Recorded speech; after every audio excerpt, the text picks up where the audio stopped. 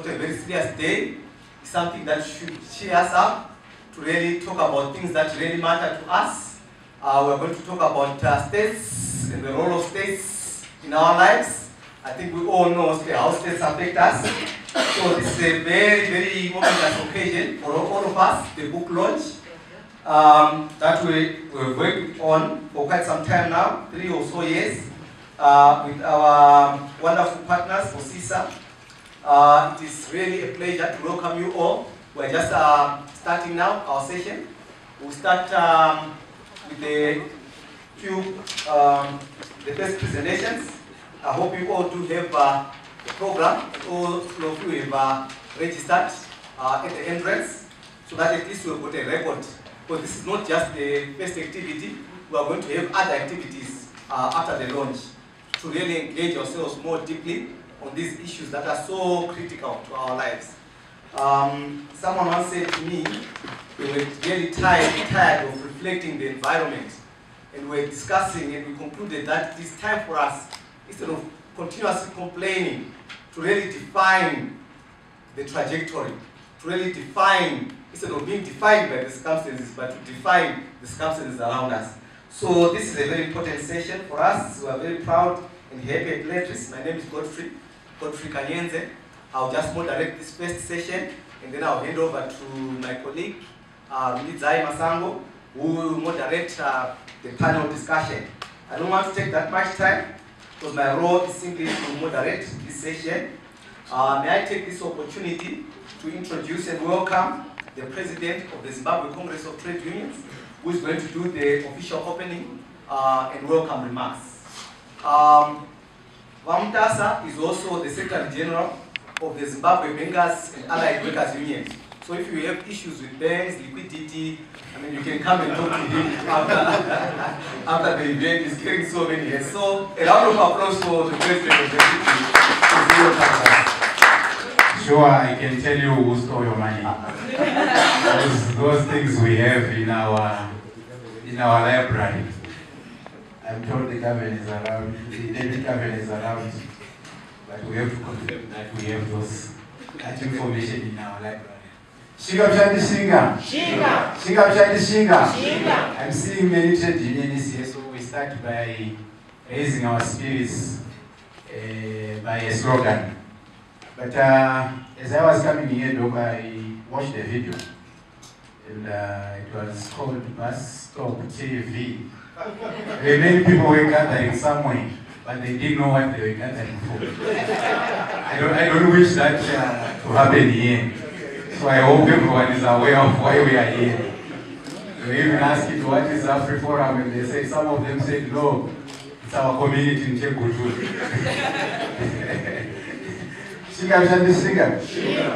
So thank you very much for inviting me here, Doc. And I recognize the Deputy Governor of the Reserve Bank of Zimbabwe, Dr. Speaker. The elected leadership of the CTU and its affiliates. I recognize the SG and the Deputy SGs and the Vice Presidents, esteemed leaders of business, academia, civil society, faith-based organizations, representatives of international organizations and development agencies, cooperating partners here present, researchers and publishers of the book. And I should also give a special recognition to my lecturer, Dr. Shumba. Welcome. May I warmly welcome you all to this eagerly awaited occasion, the national launch of the book Towards Democratic Developmental States in Southern Africa. The book explores the genesis and evolution of the developmental state, concepts flagging out useful lessons from the East Asian tigers, and presents the conditions necessary for the emergence and consolidation of a democratic developmental state in Southern Africa. An important lesson emerging from the book is the fact that development is not a miracle, neither is it an accident. I'm sure Zimbabweans are always waiting for a miracle, and we are not short of miracle men. But in development, that is not going to come that way. Another vital lesson from the book is that any country can attain sustainable development. This truth is supported by the fact that in 1980, many Southern African countries were relatively more developed than many of the East Asian tigers. The book therefore provides hope and inspiration to Southern African countries that a democratic developmental state is a possibility in the 20th century if the right conditions are put in place. The national launch is coming at a time when the Zimbabwean economy is undergoing raging structural regression characterized by persistent deindustrialization and informalization. Recently, between 2011 and 2014, 4,610 companies closed, affecting 55,443 workers. According to the recent statistics from the Ministry of Public Service, Labor and Social Welfare, 2,120 workers were retrenched during the first half of 2017, representing a 16% increase from the 1,824 workers who were retrenched during the first half of 2016. The share of informal employment in total employment increased from 80% in 2004 to 84.2%. The rate of informal economic workers are at the very bottom of the economic and social ladder, working under precarious conditions without access to any form of social protection. They typically suffer from a deficit of decent work, with their work being casual and protected. The worst affected are the youth who have little labor market experience. The 2014 labor force survey reveals that as much as 98% of the currently employed young youth aged between 15 and 24 years, and 96% aged between 15 to 34 years were informally employed. Furthermore, about 72% of the population is living below the national poverty line. Past development policies have lacked a consistent, pro-poor, and inclusive framework that puts the people and their needs first. This is exemplified by the high and worsening levels of un- and underemployment, poverty, and inequality. Moreover, the current macroeconomic policy framework, in particular, the fiscal policy, remains highly consumption-oriented, leaving very little fiscal space for operational, capital, and social expenditures. Even when the country has experienced some economic growth, that growth has not been job-rich, pro-poor, and inclusive. The launch is also coming at a time when the government is embarked on a process of re-engagement with the international community. It is my hope that this book will inspire our nation to unite around a common vision of eradicating poverty and laying a solid foundation for the attainment of sustainable human development. It is also my sincere hope that the book will help to create a platform for national dialogue around key issues that affect the welfare of Zimbabweans. I wish to thank the editors of the book, the country authors, as well as the publishers, Weaver Press, for their sterling efforts in putting together this timely and relevant book.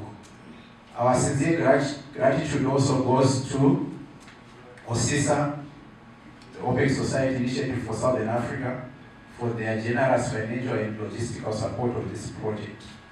And before I finish, I wish to communicate to comrades from the trade union movement that unlike other projects, this is not a ZCTU project. So you are expected to critically look at it. Do not go through our structures as usual in terms of our practice. So you are expected to critically look at it. Let's discuss issues that are emanating from it. Let's critique it. And to everyone else, we also must critically look at it and have it as a platform for dialogue. So lastly but not least, I thank you all for taking time off your busy schedules to attend this launch. Kindly enjoy the proceedings. Thank you. can do better than that.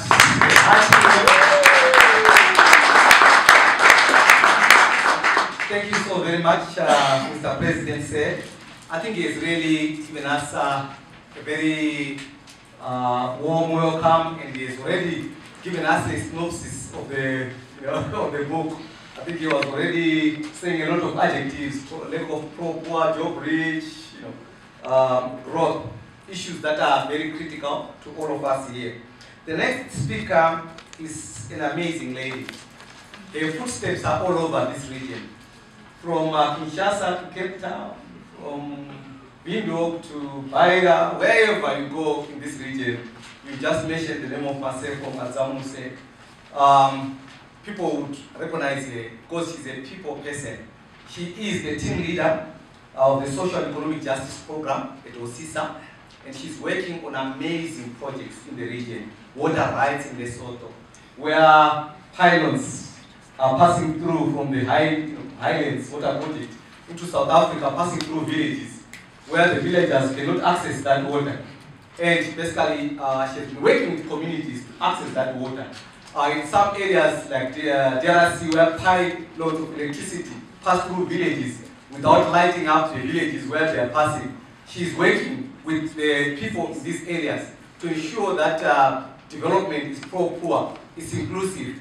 The very people that constitute this region are the primary subjects and object of the development process. So she's very amazing. I've known her for quite some time. And as the president has indicated, this was an OSISA project, originated from OSISA. She's going to tell us exactly what inspired OSISA to think about this project, and also to outline some of the highlights of this book project. Without further ado, can we all give a round of applause to this wonderful lady?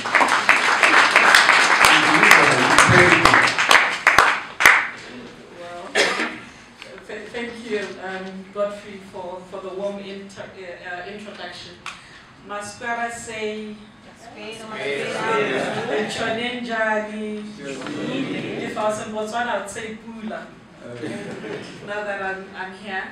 And all protocol observed. I think it's a humbling moment for us to be at this point. And just on behalf of my executive director, Sipasami Malunga, we have to express gratitude to Ledris for this partnership, and also gratitude to a number of people who were involved in this project. I think we are at a critical juncture in the history of the world, and if we look at and reflect on development and the development trajectory, you would agree with me that the world is at a point where we need to pause and think about whether we are delivering development in the way that it ought to be delivered. And we are asking questions around what development actually is. If we look at the crisis that is unfolding in Europe, the disintegration of the European Union, the migration crisis, and if we come home and we look at Southern Africa and just the trajectory of development and questions that we have been asking around why development is failing to deliver for the poor and why development is failing to deliver for the citizens. We looked at the history, particularly post-colonial phase in the most recent time, and significant markers in history. If we look at the next slide, these two slides now. No, back.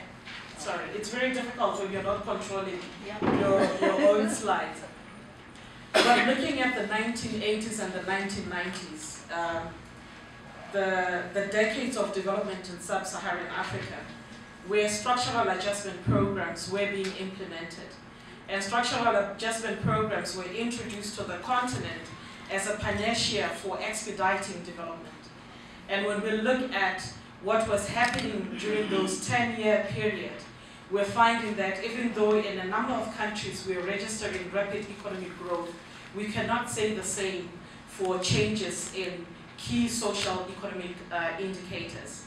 We can't say the same for what was happening with access to quality education, what was happening in the space of access to health, what was happening in the area of access to housing and public services in general. And the millennium phase was associated with rapid rise in economic growth. For some of our countries, we were registering double numbers, double digits in terms of growth. Angola, the DRC, you will recall, were averaging between 11% and 15%. And yet at the same time, when we looked at and we could interrogate the Human Development Index, we are not seeing a matching increase and upward trajectory. And it was a very interesting paradox, because we're looking at countries that had capacity from a resource perspective, countries that were rich in mineral resources, countries that have rich fertile soils, but at the same time were struggling to reduce poverty, inequality, and to deal with food insecurity in general. So we had a desire to understand, like I said, why the democracy building project, even though a number of our countries on a 5-year cycle were going through election after election, how that was failing to deliver and translate to development for all, equal access, and addressing questions of equity. Next slide, please. So we needed to understand why we were failing to register structural change.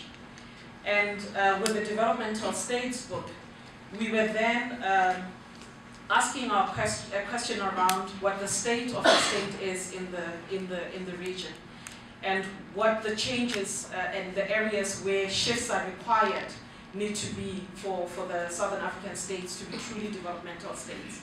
We needed to understand the steps, we needed to understand the unlockers in the policy space, and how social justice gains traction in the policy space. We were quite interested in what was happening in the Asian countries, where rapid economic growth had been successfully matched with the reduction of poverty and inequality, and had been successfully matched with creating job opportunities. We also understood that the Southern Africa region is not a uniform region. They are differentiated capacities when we look at various states, because when we need to understand and interrogate developmental states, we have to ask hard questions about the institutional capacity of the various states to deliver and their resource capacities.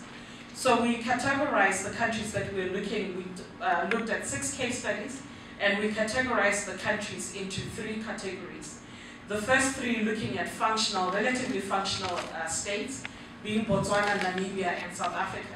And wanted to understand, again, like I said, why countries that are said to be performing really well in terms of governance indexes and governance indicators were failing to deal with the income inequality gap, and were failing to deliver jobs where in some contexts, especially in the context of Botswana, were failing to deal with the question of diversifying economies.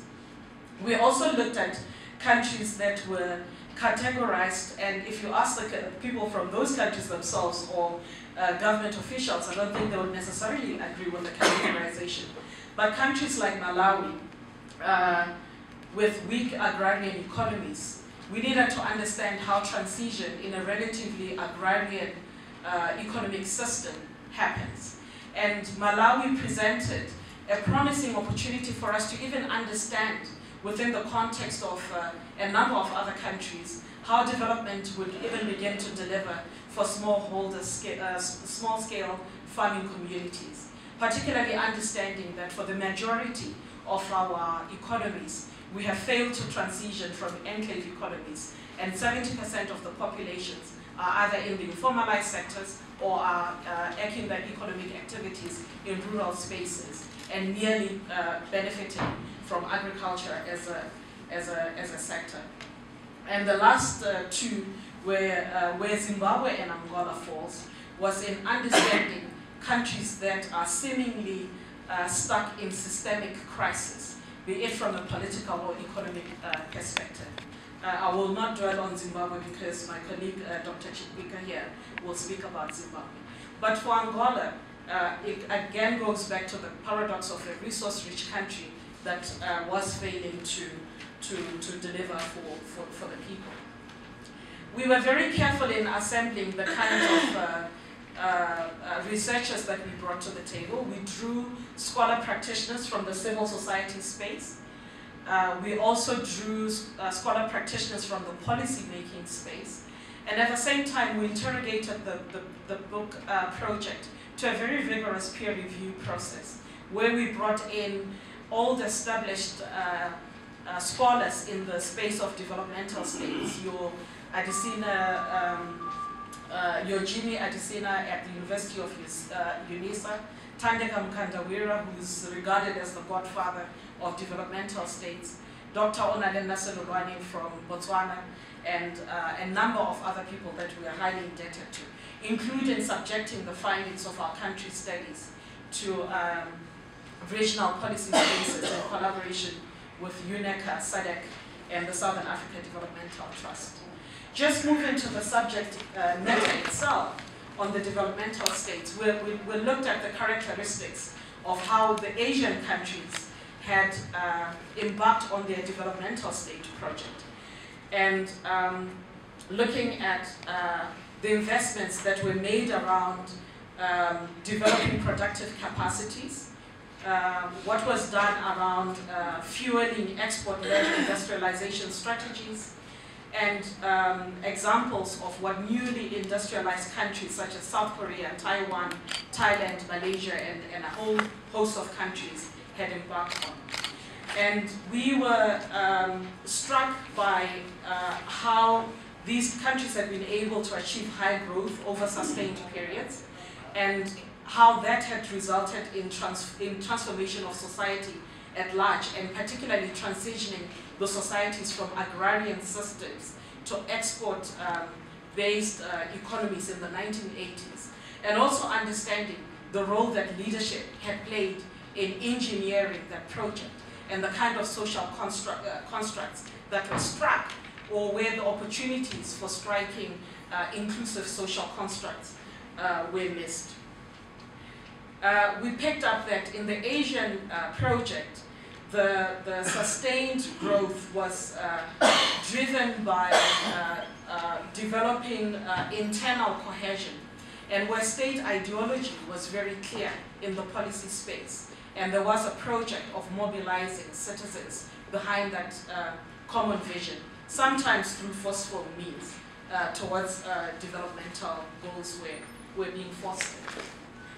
And if we compare the trends and what was happening during the periods that the Asian countries were embarking on the developmental states project, and we look at what was happening in terms of populations of people living in households that were living below the poverty data line, you will see from that trend that Region 6, which is where the Sub-Saharan Africa falls, we were doing very badly around that time. The percentages of our populations that were living below the poverty data line registered a much higher percentage than anywhere else in the world.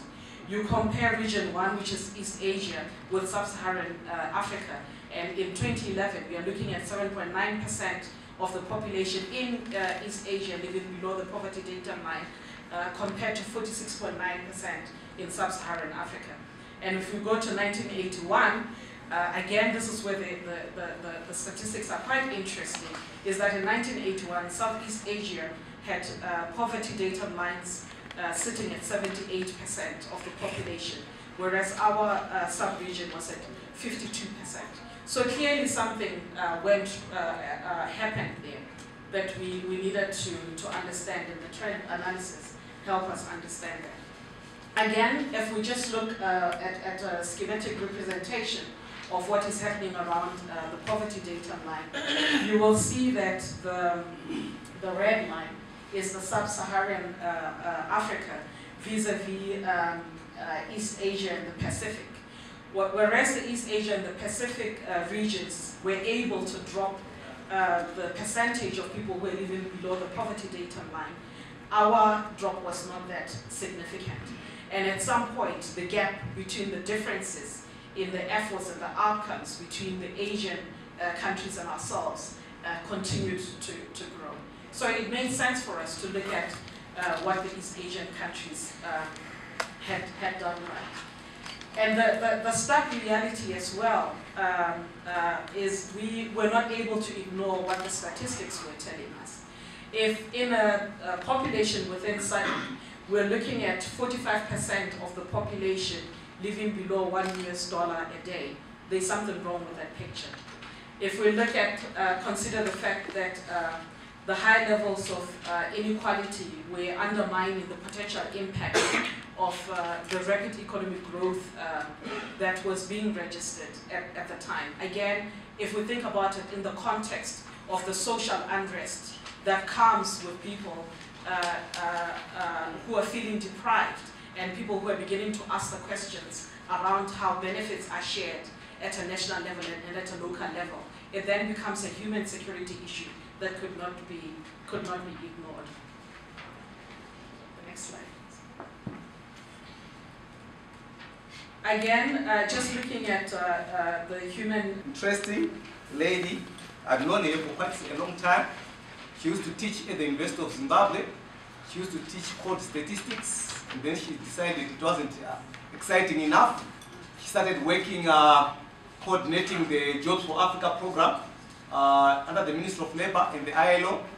And then from there, she moved on to become the country economist at the UNDP, where she oversaw the production of at least 4 country human development reports.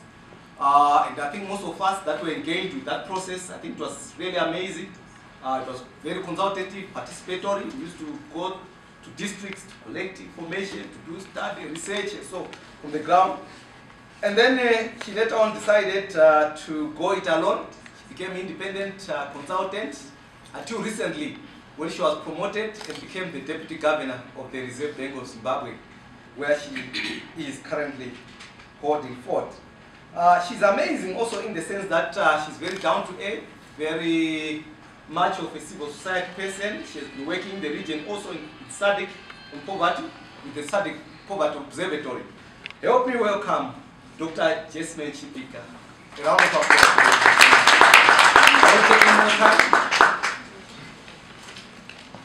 Thank you, Dr. Ganyenze.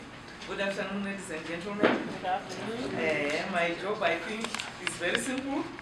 While I am the principal author of the Zimbabwe chapter towards a transformative DDS in Zimbabwe, the complex journey, my co-author couldn't be with me here today, Mrs. Malaba, but I want to acknowledge it because we really walked through a journey to produce this chapter.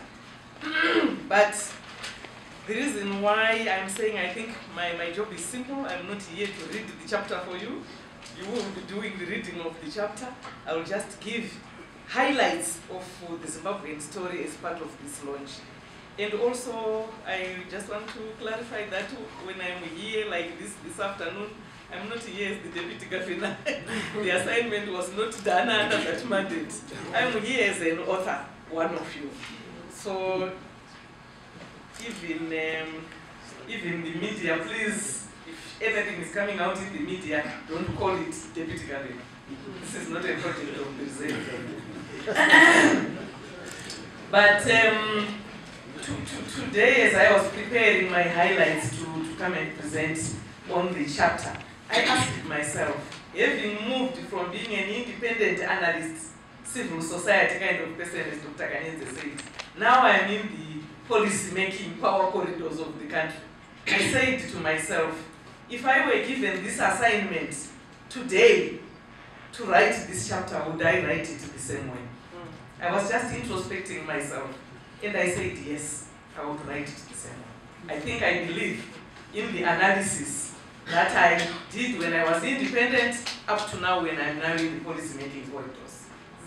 And what I find interesting is, as she said, when we started the project, you saw those first 3 categories Masego talked about. Zimbabwe was started classified as the systemic crisis countries, Zimbabwe and Angola, in the analysis. So we were not starting the research from a point of advantage. We were already classified as a problem child. And we had to put on objectivity to look at the story, all the issues around transformation, developmental democratic states, to tell the story of Zimbabwe and hopefully influence the direction of development in the country. But for me and my friend, as we went through this very tough journey for 3 years doing the analysis and writing, we concluded that we felt Zimbabwe's narrative was seriously misunderstood. Really, after we had analyzed every stage of what we went through as a nation. And it is our hope that those who will find time to read this chapter, that it may shed light on the true narrative of the development process of this country. Let's move on to the highlights. We took a historical approach in order to tell the story in a more consistent manner. Historical but analytical. So, as part of our highlights, obviously, we started with colonization, enclavity, and dualism, which is a template which is not just in Zimbabwe, but the whole of Southern Africa, as we know. So, in the chapter, we give you all the evidence of the initial years of colonization, 1889 to 1979, the systematic dispossession of the majority blacks, particularly in minerals and land, as we know, the details are there, that foundation of the liberation struggle and so on, up to 1979, before we got our independence.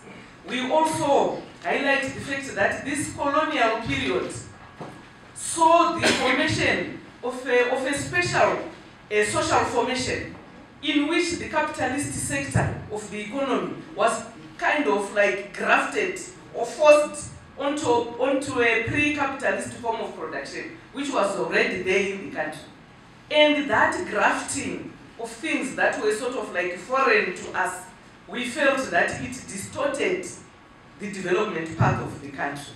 So that in the end, we ended up, by the time we get to 1979, after all our liberation struggle and so on, we were inheriting a small, formal enclave sector.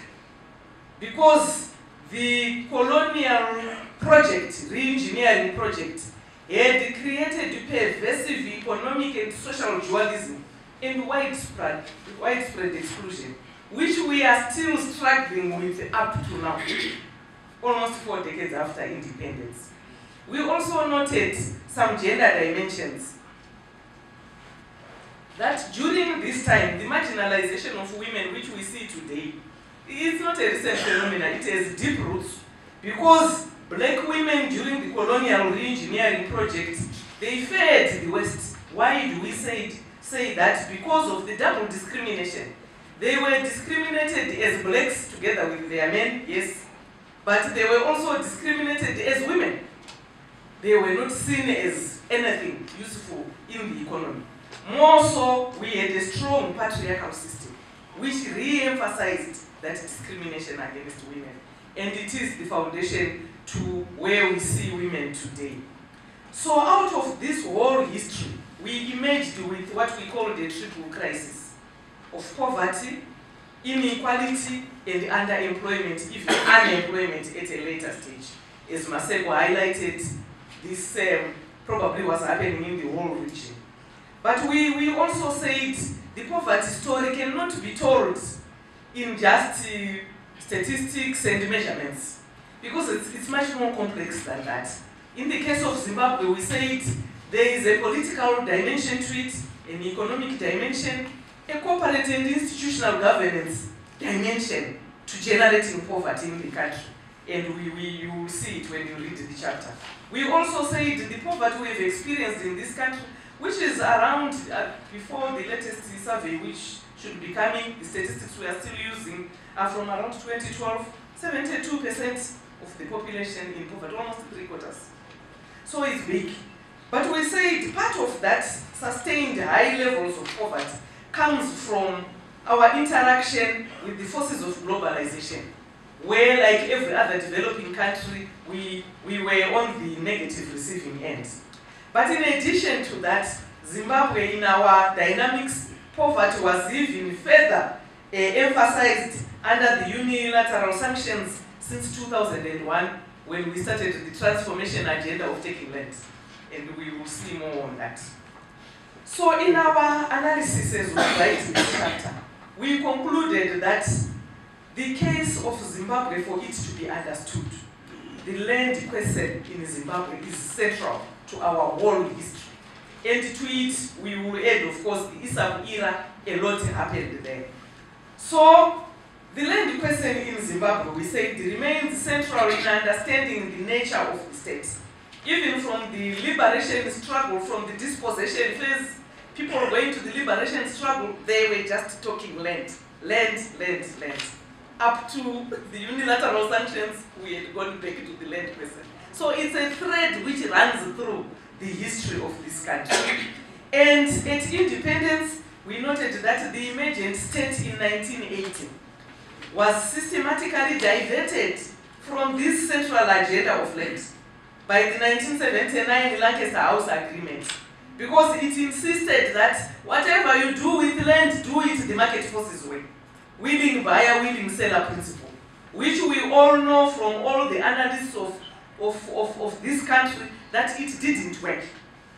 The willing buyers were there, it was us, the blacks and our government, our emergent states, but the willing sellers, who were the minority whites who had the land in their hands, were not there. So the principle collapsed. And there we questioned to say, therefore, democracy, can it be combined with the development and transformation? Let's leave the question. Then we moved into the next decade. We picked the ESAP, 1991 to 1995. Again, when you study the implementation of the ESAP model, the Economic Structural Adjustment Program, it significantly suppressed the land question. So we moved the whole second decade of the 1990s. It was taboo to talk about land as we were following the ESAP model, those of us who were a bit grown up in understanding what was going on in the country. But by the time we got to the end of the 1990s, and we had fallen out with the World Bank and IMF who were driving these economic reform models, we were left by the end of the second decade somewhere. And I called that we are now going back to the transformative agenda, which describes a developmental state. What happened during economic reforms is that the ESAP model did not deliver. So we emerged out of the second decade with even a weaker economy in 1999. And we also had governance challenges, new political parties coming onto the scene. We know that all history is documented, is there in the chapter. But by the end of that second decade, Zimbabwe spontaneously found itself going back to the core transformative agenda around land and minerals. And in terms of policies, this is when the land invasions or occupations started. Then we quickly formalized them into the fast track land reform program in 2000. And that radical taking of land could not be stopped. It is also around this time that we said, we need to indigenize the economy. So you find the revised policy framework for indigenization of the economy coming out in 2004. The mood had changed. From willing buyer, willing seller, thrown out, it didn't work. Second decade, ESAP has not delivered. Who are we? We are going back to the transformation agenda. This is what was now happening as we entered the 2000s. When we were now in the 2000s, after we had taken land and we had gone back to indigenization, of course we know the costs and the results. The highlights, we just called them the economic meltdown and the transformation process that was taking place. We experienced an unprecedented economic meltdown, almost half of the economy gone between 2000 and 2008. And if people remember Zimbabweans here, our policy-making scenario, it was unheard of. It was knee-jerk, reactive policies, short-term focus, whatever what we went through during this period, trying to rescue a fast declining economy. And also, as we instituted our radical fast-track land reform program, At that time, I don't know, it was not quickly realized that, yes, we were taking land, but there was no support for production. Hence, the near collapse. Others actually say the agricultural sector collapsed. It did collapse.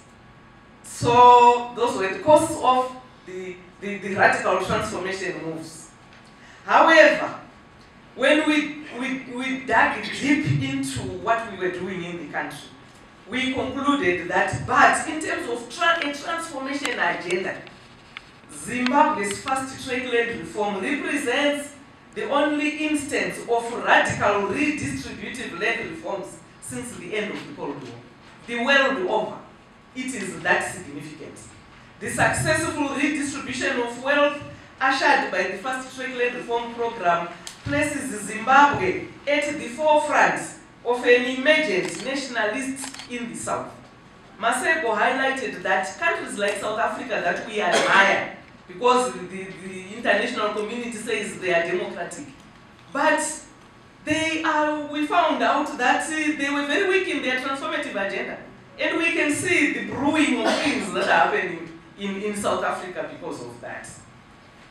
Then, what was amazing also about the case of Zimbabwe, while we were pursuing that radical transformation of taking back the lands which had been taken earlier under the colonial re-engineering process. Interestingly, Zimbabwe's land reform, it's amazing how it received a bad international press. The images can never leave us. The chaos that was being portrayed, destruction and violence, and purposely underplaying the fact that we were addressing inequality issues in a major means of production. I've always said to myself, we hear the story of South Africa. More farmers have been killed and are still being killed in South Africa, but we don't see it on international news. In Zimbabwe, we can count 4 or 5, but they are international news to this day. I don't know why, but this is our story.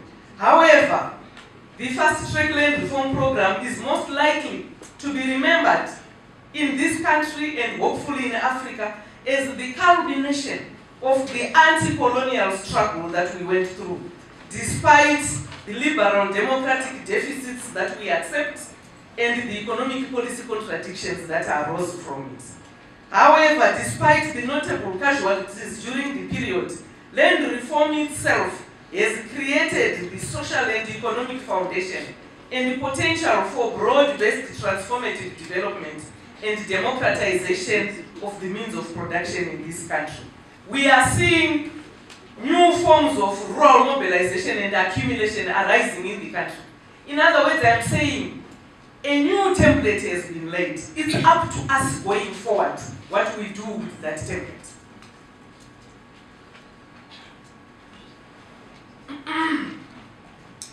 So in our analysis, as you read the chapter, we divided the country's history into 6 stages, and we tried to describe the nature of the states under each decade. Because remember, our mandate, we had been asked to check whether the country was building a transformative development. For these and other stories, visit our website www.263chat.com. Follow us on Twitter @263chat and like our Facebook page 263chat.